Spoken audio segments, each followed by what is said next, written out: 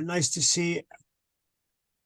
And it's a pleasure to be here for another Scottish Geology Festival. As Katie said, this is one of three talks over the next few weeks. So in 2 weeks' time, back again to look at some volcanoes in East Lothian.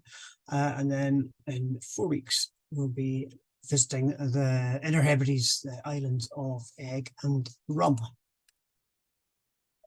If you want to follow up a bit more on some of the things we're talking about tonight and some of the wider stories, I did do a talk for the festival last year, which was generally about volcanoes of Scotland. That's on our YouTube channel, as this talk will be.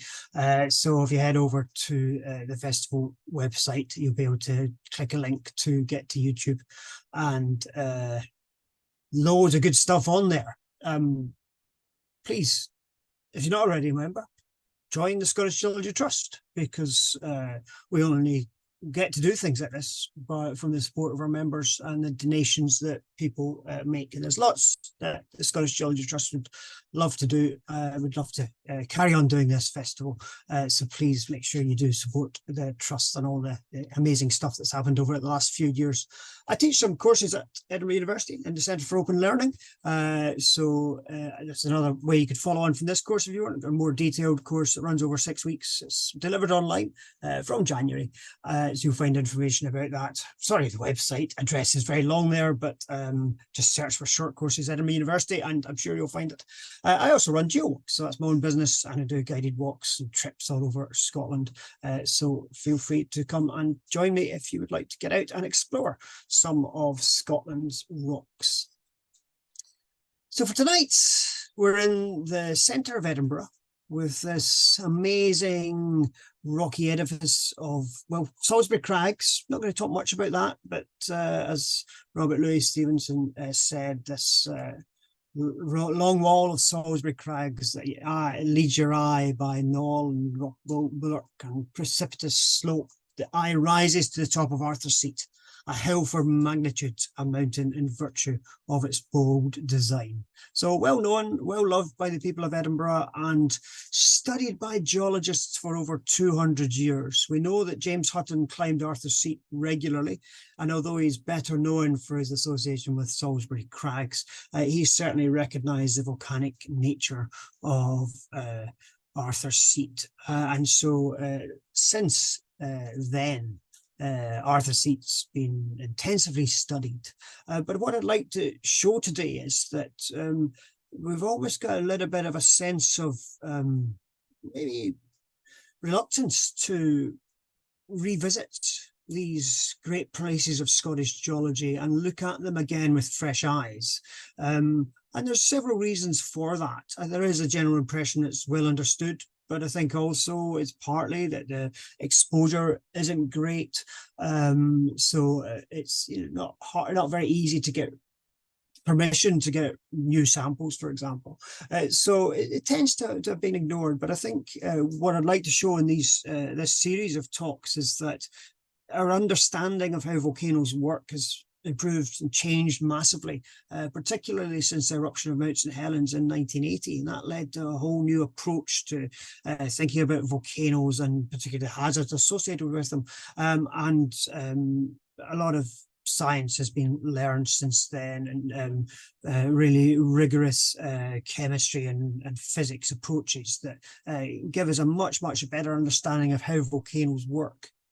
That hasn't been applied really to Arthur's Seat. So there's some gaps there, and that's what I'd like to show you today, as well as just giving you a general introduction to the volcano itself.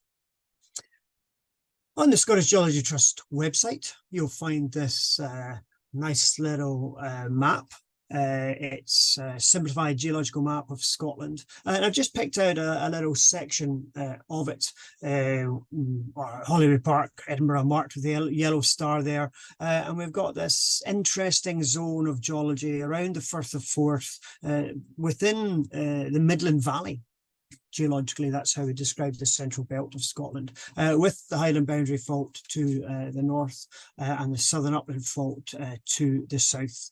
And within this area, we've got a mix of rocks from the Devonian and Carboniferous periods. That's roughly between 400 and 300 million years ago, with older rocks to the north and older rocks to the south.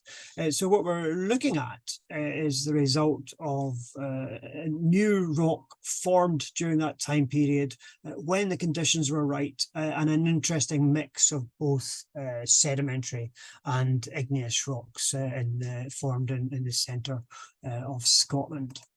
It's quite nicely demonstrated by this diagram. This is drawn for an education poster produced by the Edinburgh Geological Society. As Alison Timon did this, showing the central belt. Here's the two big fault lines, the black lines on either side. And we've got older, harder rock on either side, and volcanic activity caused by stretching and rifting, magma forming in the mantle underneath the crust because hot mantle material, which is solid, is coming up a little bit closer to the surface and melting. And that leads to a whole heap of volcanic rock across the centre of Scotland, including Arthur's Seat as a volcano, lots of volcanoes in places like Fife and East Lothian. We'll talk about that in a couple of weeks' time. The Campsie Hills, the Barton Rock. But not only volcanic activity, also lots of lovely examples of magma intrusion, with magma getting trapped underground and forming sills. Salisbury Crags is the best example, right next to Arthur's Seat, but there's many other examples of that as well. So an interesting time period for the formation of new rocks in this area, and a mix of sedimentary and igneous rocks, and the igneous rocks having a nice contrast of different types, and really contributing to the scenery of the centre of Scotland. If you want to get into more detail of Arthur's Seat and go and explore, definitely you should get hold of the Discovering Edinburgh's Volcano leaflet produced by the Edinburgh Geological Society. This map on the right-hand side is from that leaflet. It's a fantastic little leaflet, only costs £1.50. Even cheaper if you're already a member of the Edinburgh Geological Society. And so that's a nice kind of fold-out, full-colour leaflet, but you can also download it as a PDF file for free and look at it on screen. So you get that from the Edinburgh Geological Society website. There's another little book, which I'm very proud to have a copy of. It was just back in the 1965, and it just gives a sense of how important Arthur's Seat is, because someone actually, George Black, actually went to the trouble of writing this really detailed, thick book, exploring the whole story of Arthur's Seat and the Castle Rock and Calton Hill. So if you want to really get into detail, that's got a lot to tell. So written in 1965, obviously a little bit out of date, but unparalleled in terms of its description of what you find when you go to Holyrood Park. There's really not been that level of detail attempted since the 1960s. So I'll simplify the geology map just to show you some key features. So starting with the oldest stuff, the grey in this map is all the surrounding sedimentary rock. So that underlies most of Edinburgh. It's Carboniferous in age in this area. And then we've got different parts of the volcanic sequences. So we've got volcanic centres. Arthur's Seat itself is one of them. We've got the Castle Rock over to the west. So these are sites where magma has come up towards the surface, erupted at the surface to form lava flows. And we've got some areas of the lava flows preserved, particularly to the east of Arthur's Seat and Whinny Hill. We'll talk a lot more about Whinny Hill today. Also at Calton Hill. So the three bits of high ground in the city centre are all related to this episode of volcanic activity where magma's come up to the surface and erupted. There's also Salisbury Crags, which sits next to Arthur's Seat, geologically, that seems to just be a coincidence. There's several million years between the formation of the two different sets of igneous rock, and it's likely that Arthur's Seat was completely extinct when Salisbury Crags formed. Well, what's special about it is it's magma that's intruded rather than erupting. So it's trapped underground, it cools down more slowly, it makes this lovely tough rock called dolerite, and it gives us a very different shape of the hill compared to Arthur's Seat. So it's all there's lovely variety of igneous rocks just in this small area in Edinburgh city centre. And one of the useful things from a geological point of view is that these rock layers are tilted. So I describe this as having a regional dip. So everything within Holyrood Park tilts to the east around about 20 degrees, between 20 and 25 degrees. And that's one of the things that makes Arthur's Seat so special and so loved by geologists, because that tilt just means that as you walk across the park, you can get access to different levels of the original volcano. So on the left-hand side of this picture, there's lots of lava flows now erupting at the surface. But as you head, this is looking south, so as you head westwards, just because of that tilt, it means you go down through the layers. You get to lava flow number 1, which is crucial to our story. We've mentioned lava flow quite a lot today. And then as we continue heading further westwards, we get down into the layers of rock that existed before the volcano started to erupt. So that tilt, very useful, exposing different levels, allowing us to get a cross-section through the volcano. But I think, I'll come back to this. I think also that because it's tilted in this way, people have interpreted the relationship between the Arthur's Seat volcano and the Castle Rock volcano. Assumptions have been made about the nature of these two different volcanoes and how they're related. I think that's really just because of what we see today at the surface. As well as the lava flows, there's the summit of Arthur's Seat in the back there, and that's that's where the central crater or vent of the volcano was. As well as seeing the lava flows and getting underneath the underlying rock layers, you also get cutting up through all of that. The vent as the crater gradually built up the central area where the magma was coming to the surface. So really exposing a lovely variety of different types of rock formed in different ways, and giving us a good story, a good look at the whole picture. And that tilt, we see it in the top of Salisbury Crags as well. So it doesn't just affect the volcanic rock, it also affects Salisbury Crags and the layers beneath it. So it gives a very strong sort of grain and direction to the land. Looking at Salisbury Crags from the other end, so this is now coming to the south, looking back, and you can see the lovely slab of red-coloured dolerite rock. It's got a withered red surface that forms this very strong feature, and then underneath it, you might just pick out in this picture that there's some tilted layers of sedimentary rock underlying that. And the view from the summit of Arthur's Seat, looking down onto the tilted top surface of Salisbury Crags with the cliff at the back of that. So either side of Salisbury Crags is very different because of that tilt, and Edinburgh Castle in the distance. And to start our story, start our exploration of the different features of the area, we're going to go down to Camstein Quarry, which is a sandstone quarry. So it's just on top of Salisbury Crags, and it's easy to walk into it and see the rocks. Here they are. Nice, varied, layered sedimentary rocks. This quarry was dug into the hillside to extract sandstone.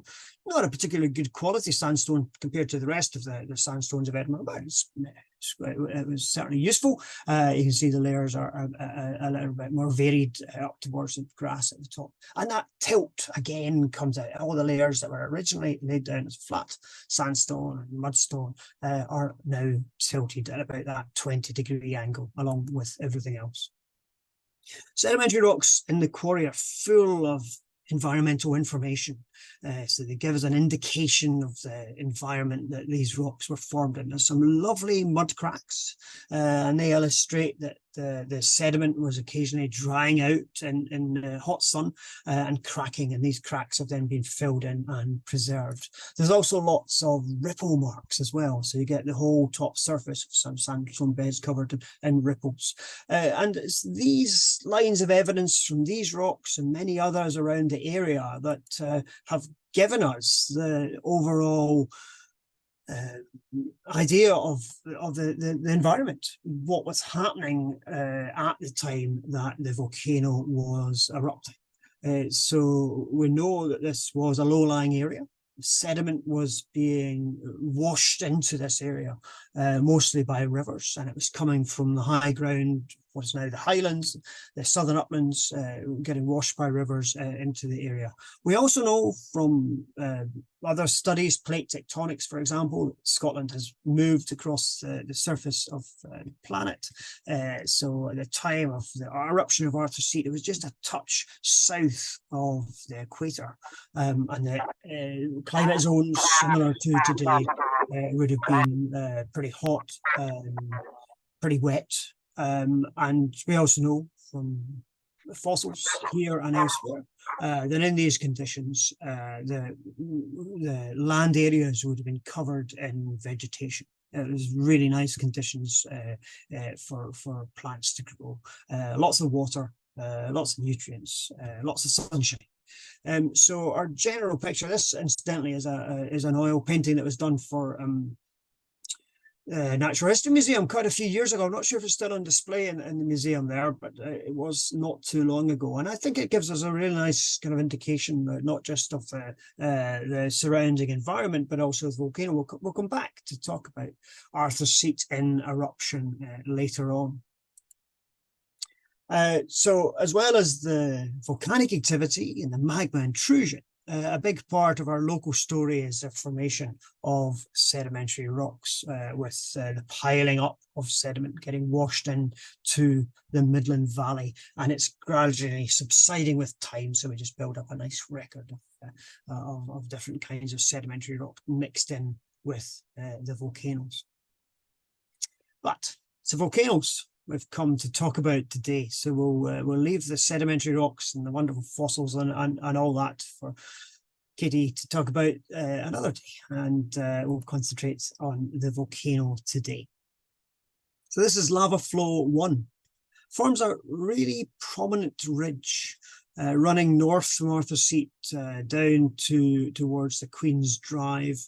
It's called the Lang Rig, or the Long Row.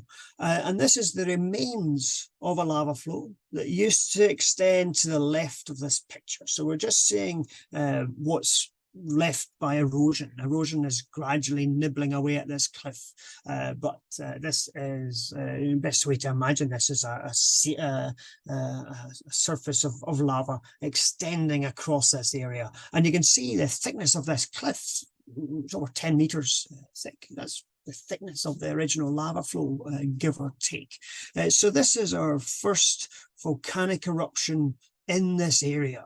It's thought that the volcano at Craiglockett Hill on the other side of Edinburgh might have been a little bit earlier, but lava flow 1 starts things off certainly in this area. And it's a lovely, big, thick basaltic lava flow. It would have been red hot lava. And if you go to St Anthony's Well, let's go back to the previous picture. So there's a path that goes up underneath the cliff of Haggis now, and just round the corner there, and get to this St Anthony's Well. There used to be water actually come out from the ground here and come into the basin. But on the right hand side of this picture, that's the lava flow. So that rough surface running up towards Arthur's Seat, walking on top of that, you're walking on the surface of the lava flow as it erupted 342 million years ago. And it's got features in it that are similar to modern lava flows you'll see in places like Iceland and the Canary Islands. The geological processes are the same as they were 342 million years ago. So it's a brilliant opportunity to get back to the past and to stand and see what happens when a volcano erupted in the past. And this would have just taken perhaps a few days or a few weeks to form. Although it's all these hundreds of millions of years ago, it's a snapshot of the time.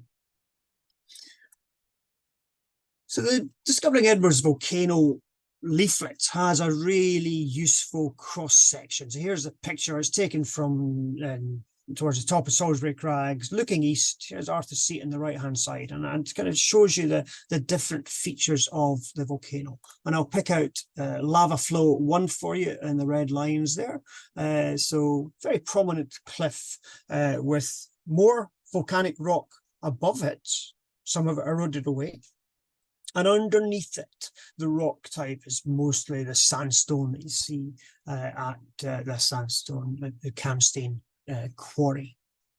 So that starts things off, and we get this big lava flow as the start of the volcanic eruptions. The leaflet's also got a really useful map. So again, we can pick out this first lava flow, the red lines there. And one of the interesting features about lava flow 1 is it's found on both sides of Arthur's Seat. So it runs down towards Duddingston Loch on the other side. We know it's the same layer because it's the same thickness, same position. And so that's interesting, because when volcanoes like Arthur's Seat erupt, you don't tend to have the possibility of lava going in all directions at once. The lava will tend to go in one direction. It flows downhill, and there tends to be an existing topography for it to flow over, and so the lava tends to flow downhill and spread out. So getting the same type of lava, same lava flow on either side, led people to suggest that this wasn't a lava flow which had actually come from the crater in the centre of Arthur's Seat. It also has got slightly different chemistry. It's got strange little quartz crystals within it. And so back in the 1960s, when George Black was writing the Arthur's Seat book, a fairly recent idea then was to suggest that actually lava flow 1 came from the Castle volcano. That Castle volcano had erupted first, covered this area with this nice big thick lava flow, and then Arthur's Seat had developed later.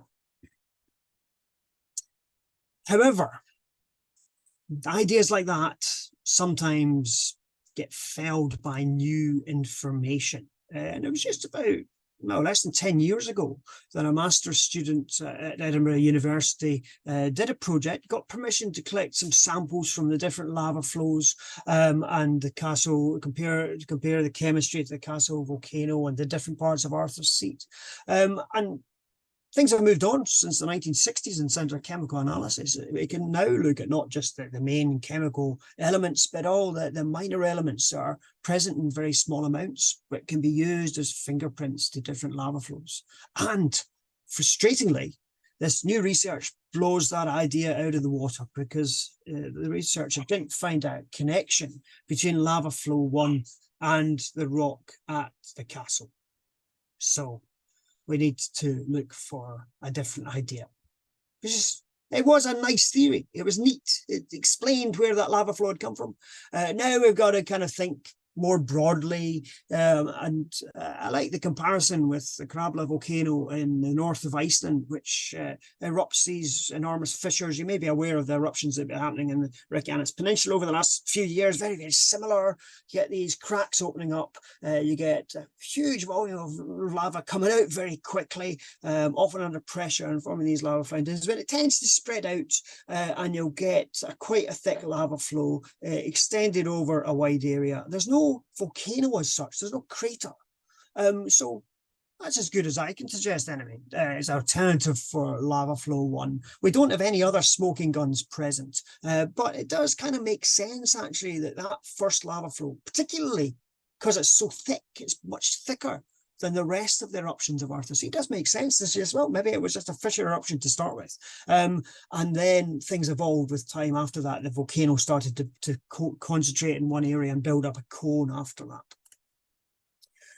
Because we've got a sequence now, lava flow 1 starts us off, but there's lots more volcanic rock after that and very little sedimentary rock. So we're building up a topography, we're building up a cone. And it's nicely varied because on top of that first lava flow, we've got ash layers. Or tuff is a geological the term for rock formed from ash layers.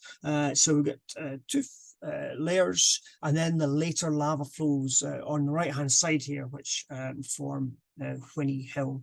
You can just see St Anthony's Chapel catching the sun there, and St Margaret's Loch behind it. So a nice sequence of different volcanic rocks. When we got up onto Whinny Hill, the research that was done in the 1960s, fairly convincingly, I think, was able to follow these ridges across Whinny Hill, suggesting each ridge is a separate lava flow. And that between the eruptions of the lava flows, there's long gaps, just as there would be in a modern volcano. It might be centuries until the next lava flow flows across the area. So in that time, you get a bit of soil, maybe vegetation growing in the volcano, but the next lava flow covers that over, sandwiches it. We get a weak layer formed between the lava flows, and that's been eroded out to give us this nice topography of Whinny Hill. So there's some variation, but essentially you can see this upper part of the volcanic sequence as a total of 13 separate lava flows, starting with lava flow 1, then the ash layers, and then the basalt lava flows of the rest of the eruptions. And the assumption is that most of these lava flows have come from, almost all of them, in fact, have come from Arthur's Seat, have come from the central crater. Let's go back down to St Anthony's Chapel, built sometime around about 1400 or a little bit before. And the fantastic thing about buildings of that age is that they use local geology. They don't import stuff from elsewhere in the world. And St Anthony's Chapel is a lovely little spot, well worth visiting, because it shows us the local geology. Most of the blocks in the walls here are bits of basalt, probably from the base of the local cliff. They brought some sandstone in, probably from the quarry just to the other side, the Camstein quarry, because there's been some nice carved columns here. But also they picked up the green tuff from these ash layers, and it's the only place you get to see them now. If you started digging in the side of the Dry Dam Valley, well, you'd get arrested, no doubt, but you might still be able to get this green tuff layers, but you can see it actually in the walls of St Anthony's Chapel. So this is part of our volcanic sequence, and it's just quite fortunate that it's embedded in. And you can just, I think, maybe just about seeing this picture, there's actually some fragments in this. It's not all uniform stuff. It's actually had quite a lot of larger bits blasted out from the volcano. So what have we got? To go back to the picture from the Natural History Museum, I like this picture. I think it's fairly accurate. Arthur's Seat doesn't give any sense of being a massive volcano. The sequence of lava flows that we've got preserved, there's only 13 lava flows. When people have explored the deeper structure around about, these lava flows don't extend very far. And our best estimates is that this volcano in total is just a few kilometers across. So it's not big. But what's special about it is the way that it's been preserved and the way we can explore it. There has been some recent radiometric dating by the British Geological Survey, and so the best date, and this is pretty accurate, 342 million years old. There's a date for one piece of it that's a million years later, which may give us the kind of total kind of time extent of this volcano. I think maybe a million years it seems a little bit too long to me. So we don't know, but certainly that sort of order, a volcano is erupting certainly for hundreds of thousands of years. It's producing lava flows. We've got the sequence of 13 lava flows in one sector of the volcano. We don't know about what else was going on in other parts of the volcano, but we've got a good picture of it building up. A low cone. It's never been a real towering high volcano because of its size. There's also, due to the change from the ash layers to the lava flows, we've got a change in the style of eruption. It seems to start pretty explosively, which is not normal for basalt volcanoes. Normally, basalt volcanoes expect the hot lava to come to the surface and flow out.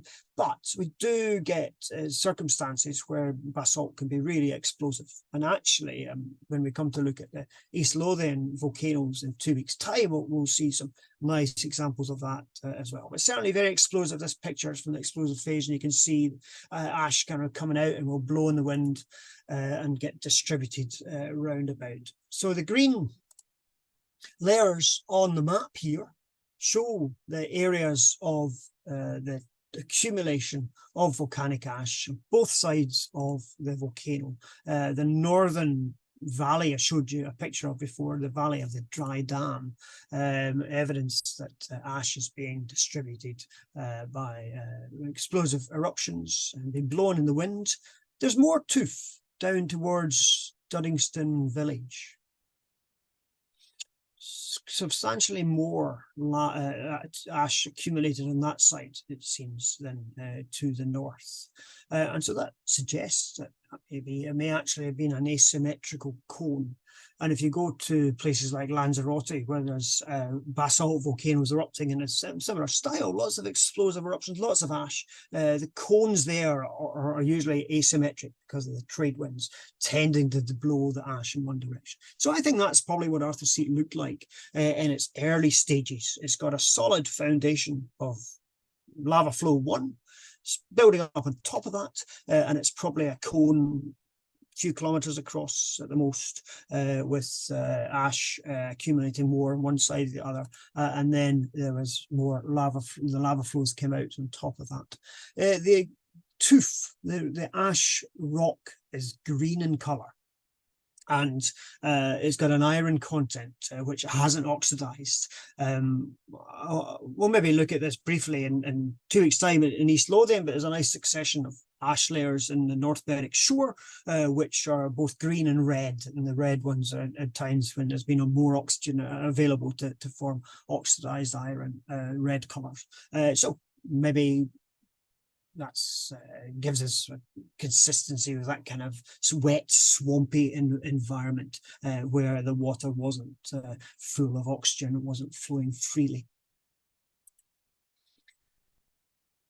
So there's our lava flow 1, ash layers on top of that, and then the sequence of lava flows built on top of that, very nicely displayed in Whinny Hill. Let's move on now to the summit area and the crater or the vent of Arthur's Seat. The central vent is incredibly messy, and that gives a really nice contrast between Arthur's Seat and Whinny Hill. Whinny Hill's got regular layers, it's got the ridges running along the top of it. It's not completely uniform, but it's pretty uniform in its shape. Whereas Arthur's Seat's very irregular. It's got the high points at Crow Hill and the Lion's Head and Sappi over to the west. Overall, the whole thing is higher than the lava flows, but it's got a mix, and a lot of this vent material is a rock type called agglomerate or volcanic breccia. It's shown in this light yellow color on the map. We've actually got 2 other side vents at Pulpit Rock and the Crags. I'm going to come back to them. We'll focus first on the central vent, but the side vents are interesting as well. So here we go, the view from the northwest, looking to the summit of Arthur's Seat. This picture was taken a few years ago. There's only about 3 people standing at the top there. It's very different when you go there on a sunny day now, a much more popular climb. And when you're on top of Arthur's Seat, you're standing in solid basalt.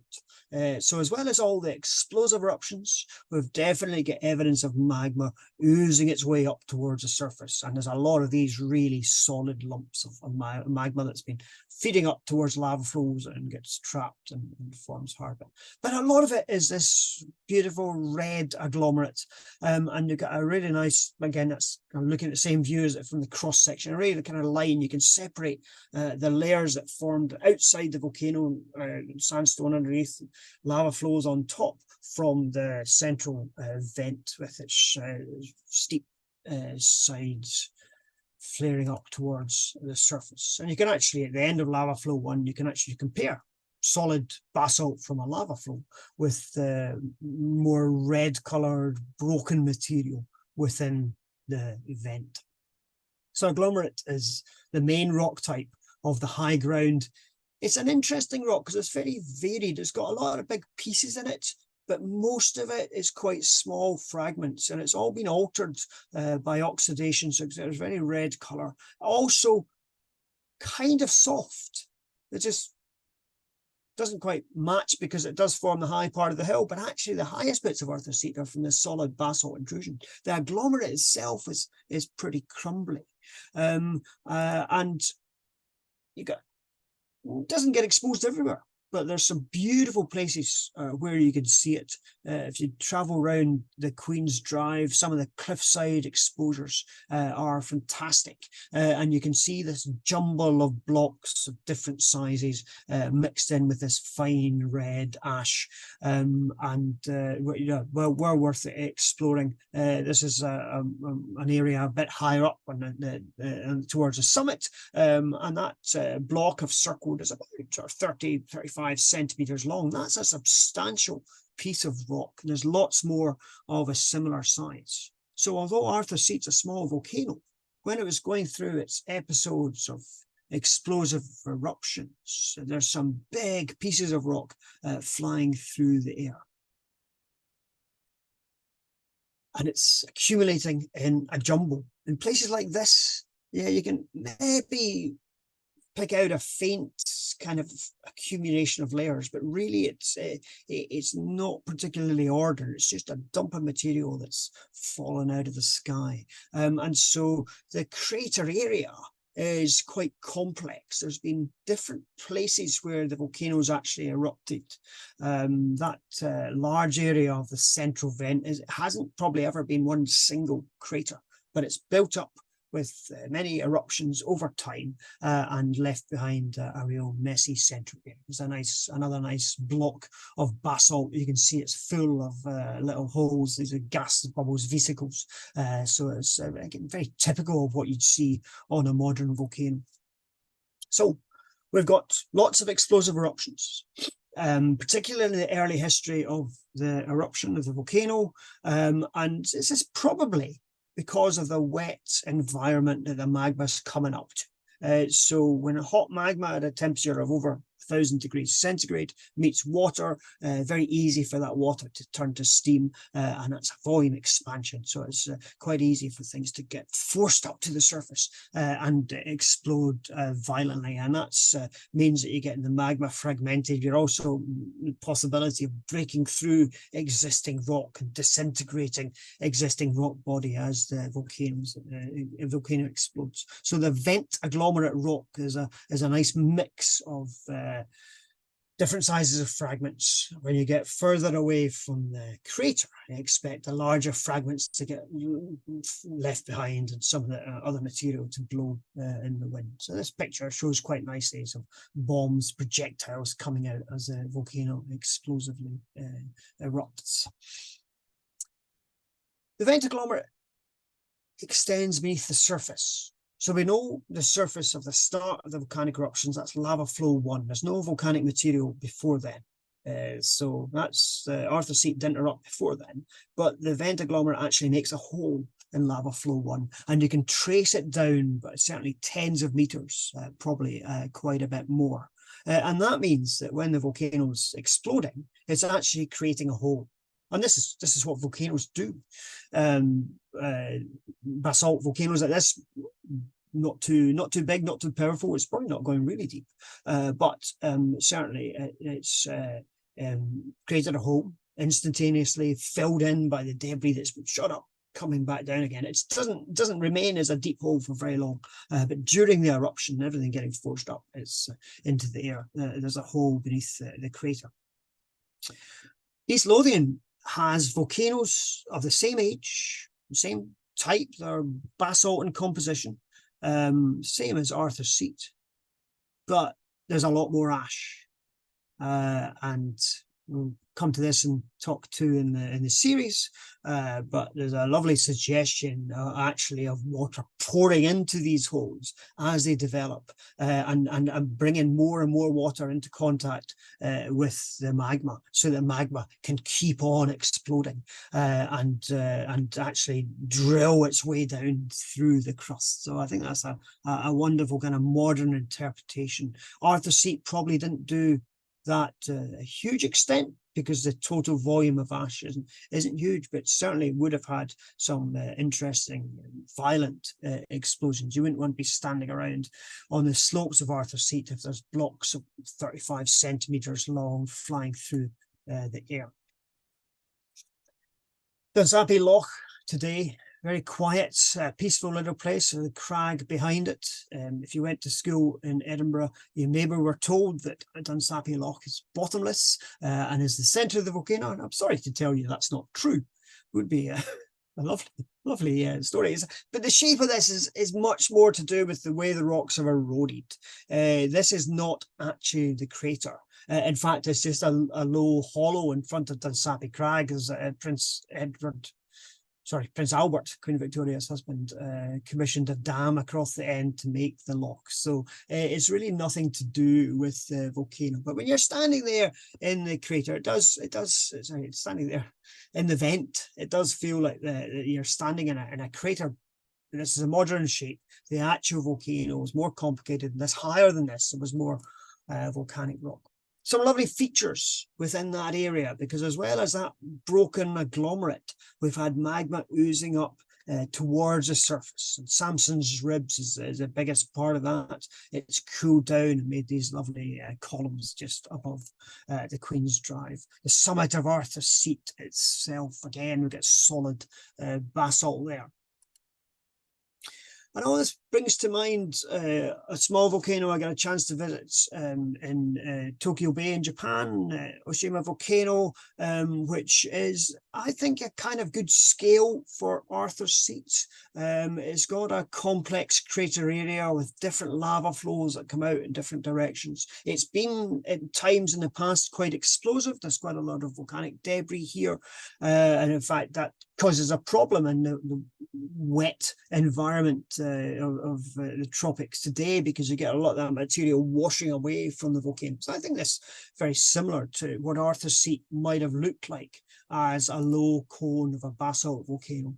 Here's the most recent lava flow from 1986. So 30 years later, you can see that plants have already colonized some of the lava flow surfaces. It's a rough lava surface to walk on, lots of gas bubbles.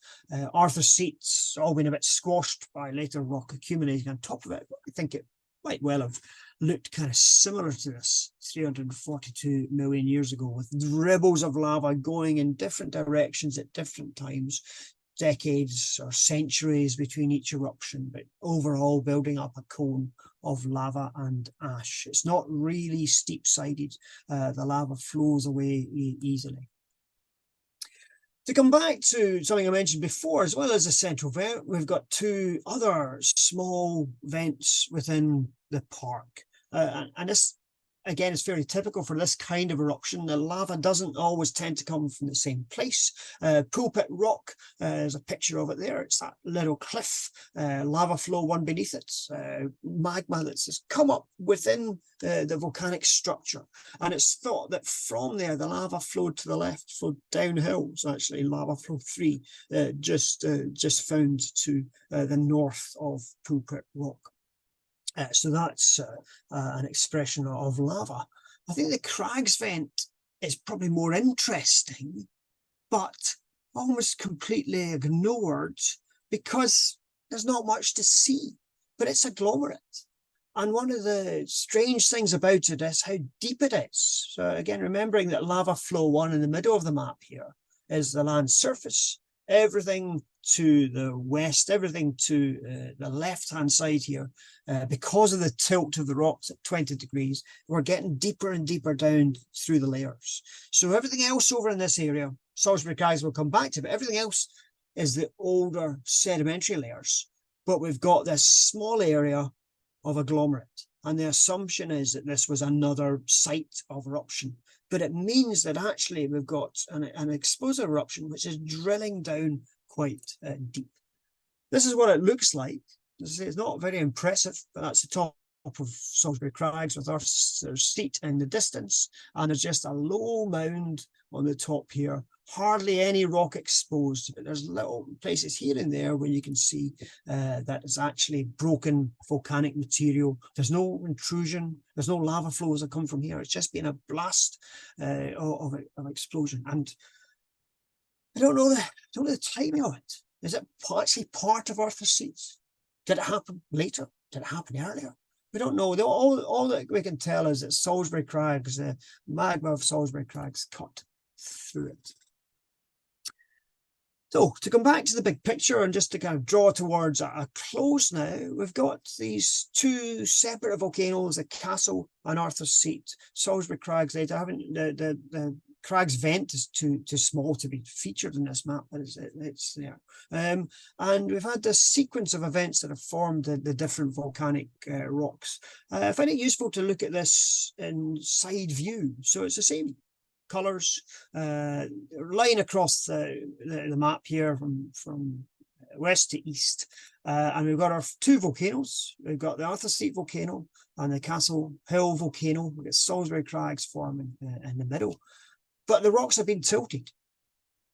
On the east side of Edinburgh, everything tilts to the east. But when you follow these layers up towards the castle, you can actually see them underneath the estuary in the castle. They're pretty flat.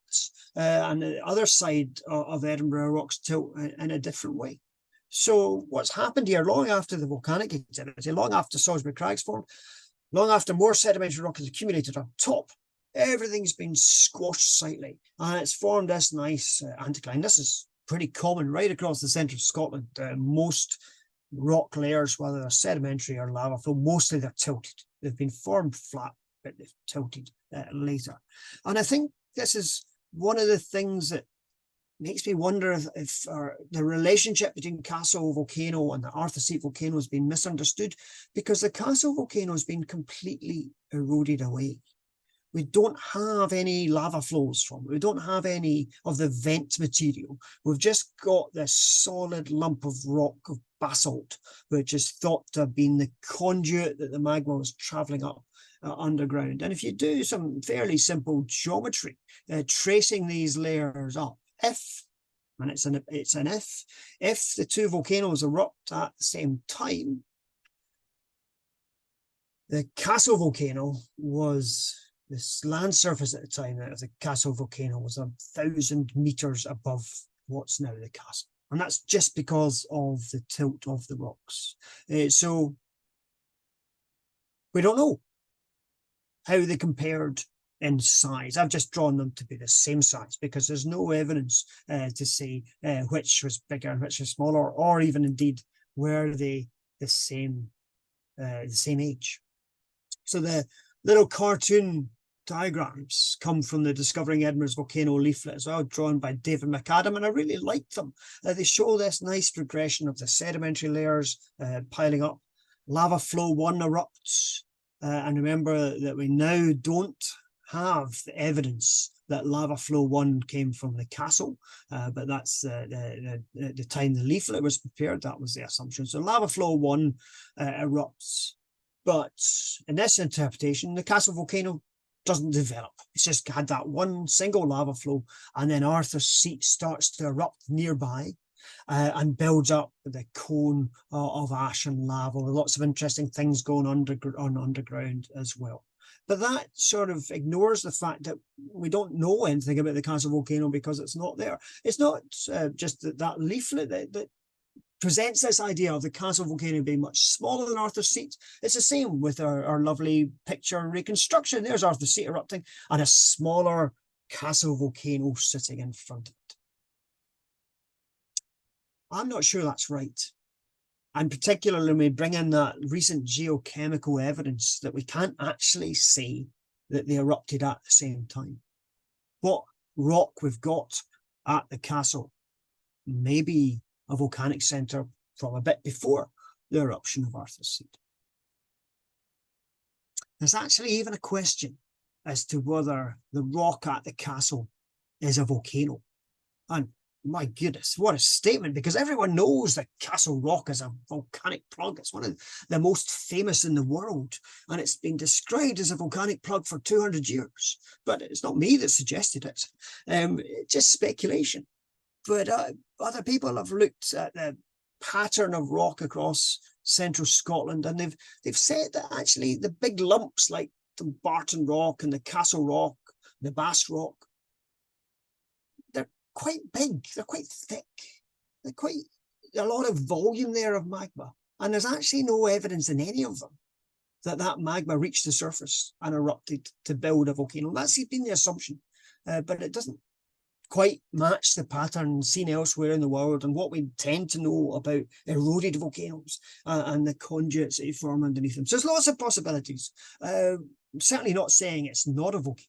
It's just thinking that we need to be a little bit careful at connecting Arthur's Seat and the Castle Rock volcanoes together. We don't have that formal chemical connection anymore, so we need to be a little bit cautious about suggesting that the Castle volcano erupted just a single lava flow, or the Castle volcano was just a satellite on the side of Arthur's Seat, and Arthur's Seat was a big volcano, as this picture shows. We really just don't know. We've got good evidence tying the eruption of Arthur's Seat down to 342 million years ago. Less than a million years, probably in total. And then a time gap, 335 million is the best date for the formation of Salisbury Crags. So they're separate, and a lovely combination of surface volcanic activity with all its messy complexity at Arthur's Seat and magma intrusion forming Salisbury Crags. But the Castle Rock, age unknown, and the exact nature of the volcano there also unknown. So, next time you climb to the top of Arthur's Seat, lots to think about. The landscape in front of us has been inspiring people for over 200 years. This is one of the sites, Salisbury Crags, that contributed to our James Hutton's understanding of how the Earth works. But 240 years later, I think it's always worth